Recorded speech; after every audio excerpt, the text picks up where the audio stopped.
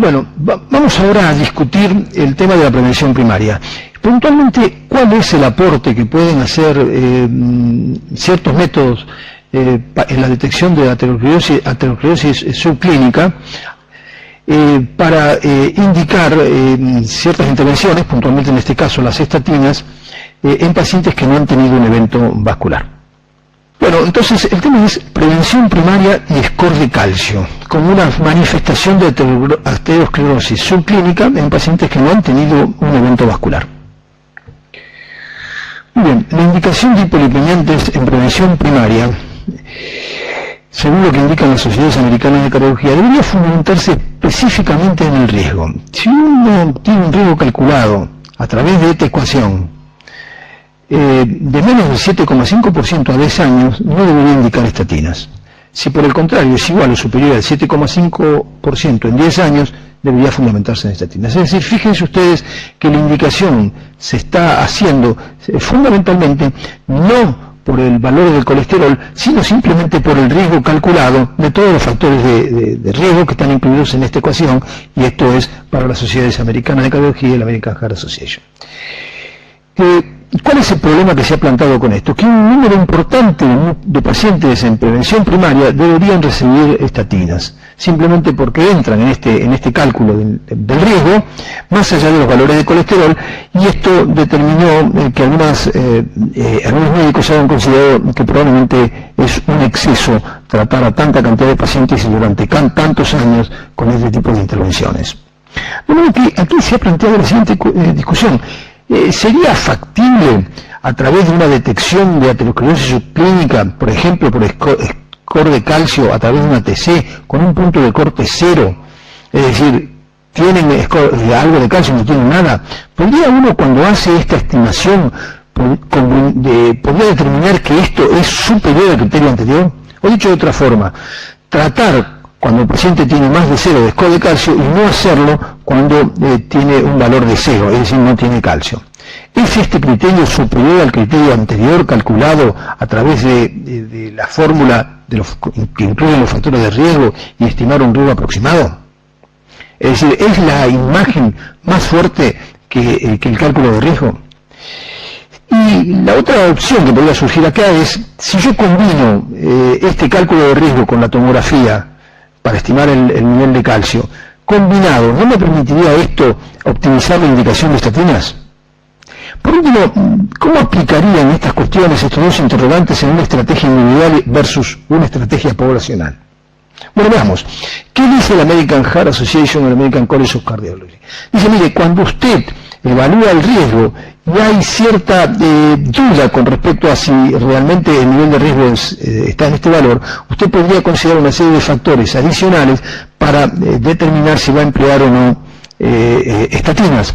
Estos factores que habría que considerar, y vuelvo a decir, cuando el riesgo es incierto: un LDH que sea muy alto, una historia de enfermedad vascular prematura a nivel familiar, con estas diferencias entre el hombre y la mujer, y eventualmente el score del calcio.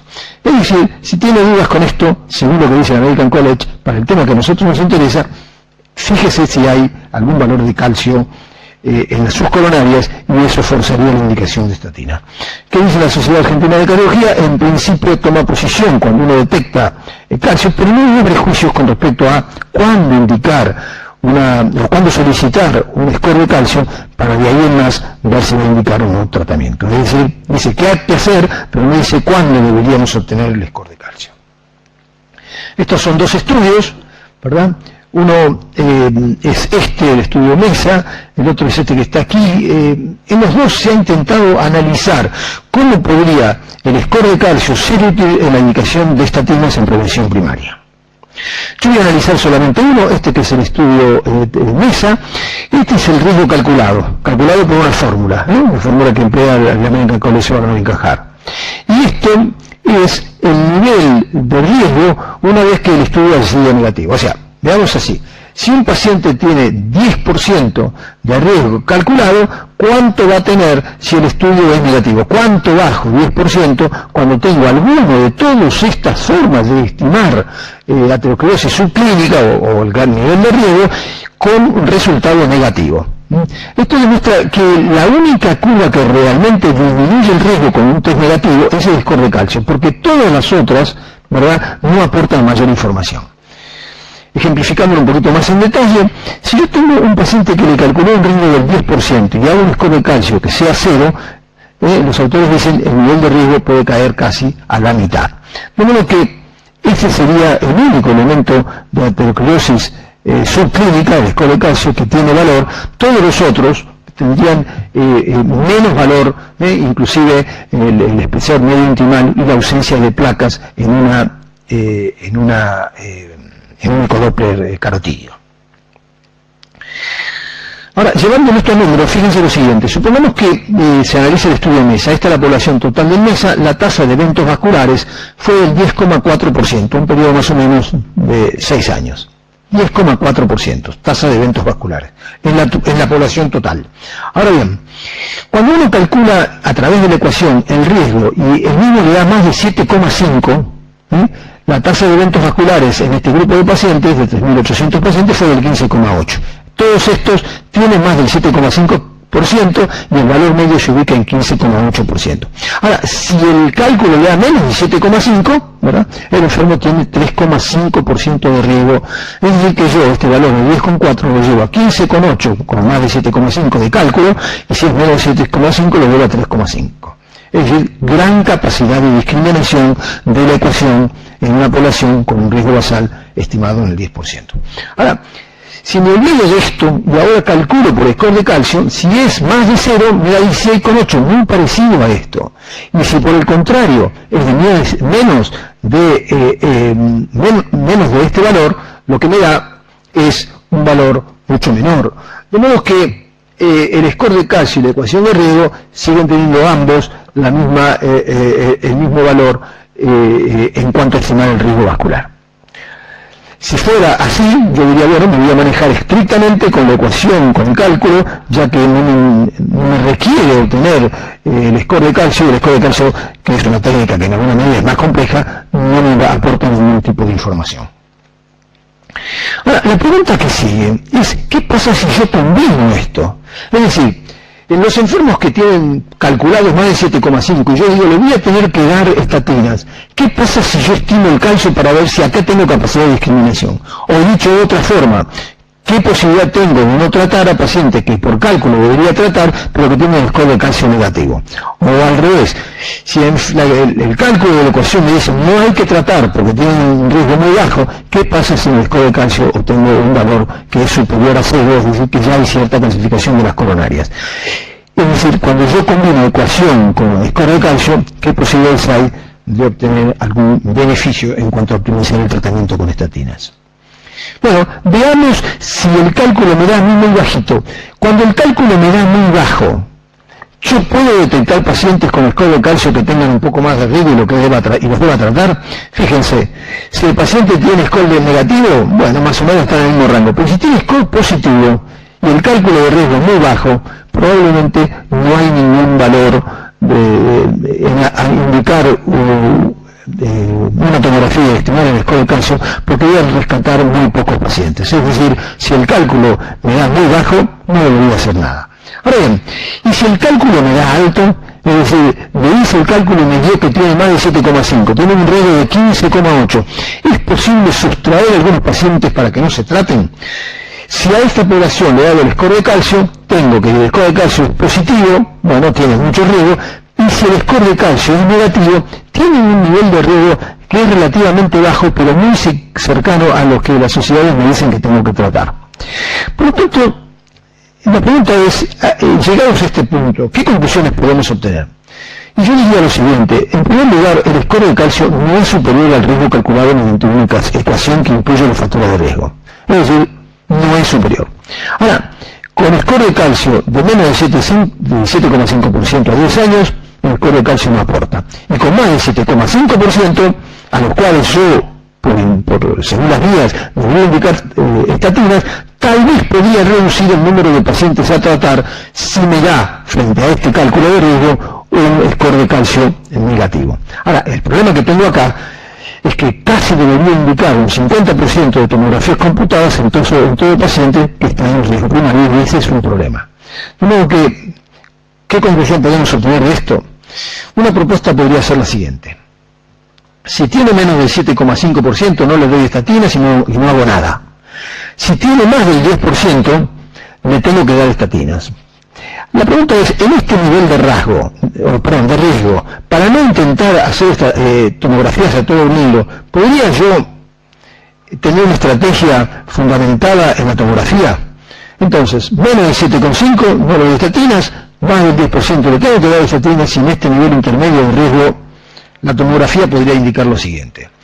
Si el score de calcio es 0, no le doy estatinas. Si el score de calcio es más que 0, le debería dar estatinas.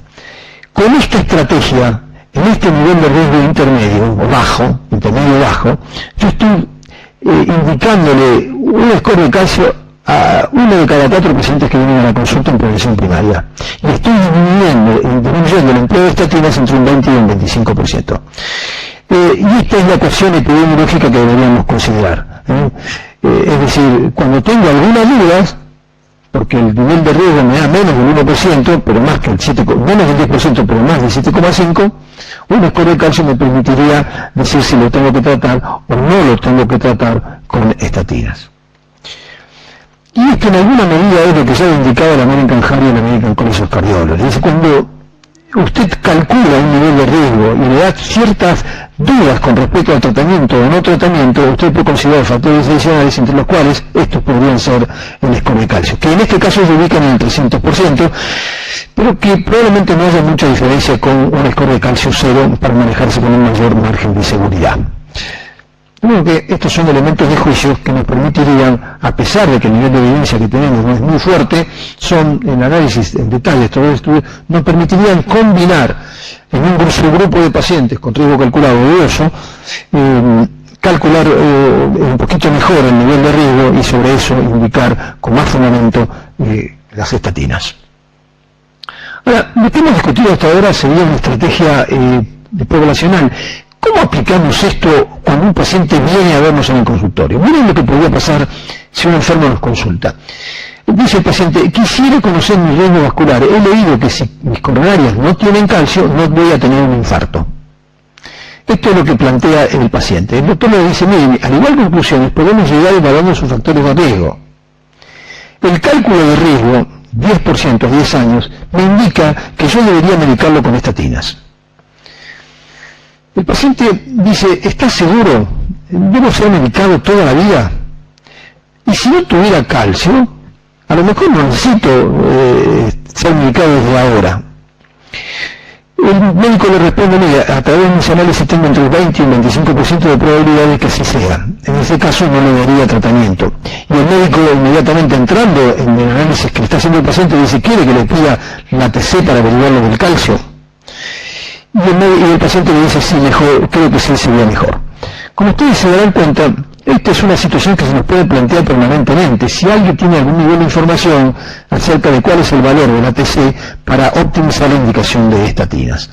De modo que el planteo que se va a hacer el médico de aquí en más es, y si el score de calcio es negativo, ¿cada cuánto le voy a tener que pedir un score de calcio? Y este es uno de los problemas que existen. No tenemos elementos de juicio firmes, que cuando un paciente tiene niveles de riesgo alto, más o menos un grado alto, y tiene score de calcio negativo, si yo podría no tratarlo al principio, pero cada cuánto debería pedir una tomografía con score de calcio para asegurarme de que no debo cambiar mi estrategia.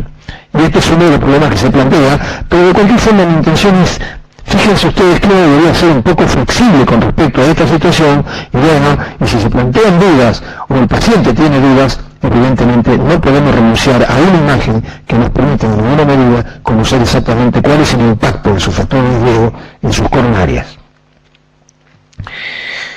En el mundo real los hallazgos individuales pueden sorprendernos, ¿verdad? Algunas veces hacemos un cálculo, toda información acerca de una situación determinada por un lado, y aparece un estudio y nos sorprende. Y eso podría hacerlo dudar con respecto a si la estrategia profesional que ha usado no corresponde. Pero volviendo a esta frase, en el mundo real los hallazgos individuales pueden sorprendernos debiendo convivir con ellos. Ahora, los cuales no deberían modificar la estrategia poblacional en la cual nosotros asentamos nuestras decisiones en la gran mayoría de los pacientes. Muchas gracias.